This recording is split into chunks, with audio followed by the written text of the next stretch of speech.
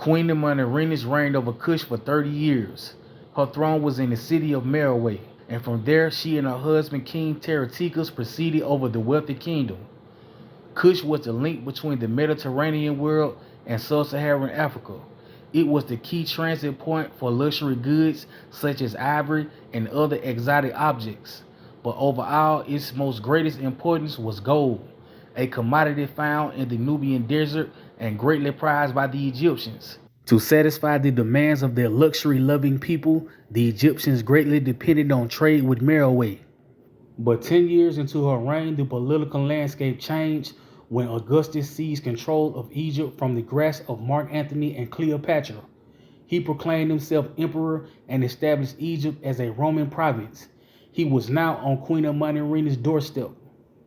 Caesar Augustus was on the Greek island of Samos preparing for an important expedition to Syria when he received words from the kingdom of Kush. The ambassador presented Augustus with a bundle of golden arrows and a relayed message. The message read, "If you want peace, they are a token of her warmth and friendship. If you want war, then you will need them." For an African queen to give such an ultimatum to a man who was looked at as the most powerful man in the world would have been a serious insult. After all, Augustus had single-handedly transformed Rome from a republic to an empire, and the territory he now reigned over stretched from as far as Spain through parts of Central Europe and all the way to Egypt.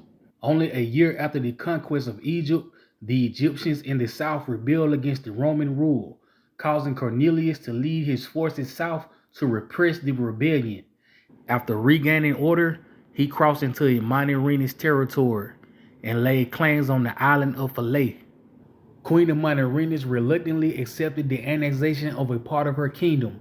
Recognizing the military supremacy of the Roman legions, she saw it was not time to fight yet. Instead, the queen watched the enemy's moves closely. In 26 BC, Emperor Augustus commanded Gallius to undertake military expeditions to Arabia. 3 complete legions, approximately 15,000 troops in all, had been posted in Egypt to secure the province. But at Augustus' command, many were transferred to Arabia to help in securing the newly sought territory. This presented Queen Amanirenas with an opportunity to challenge Rome's power. While the Roman troops were being removed from Egypt, the queen positioned her army to liberate her people from Roman authority. Together with King Tereticus, they commanded an army of 30,000 warriors from Kush, marching along the mudflats of the Nile and into Egypt.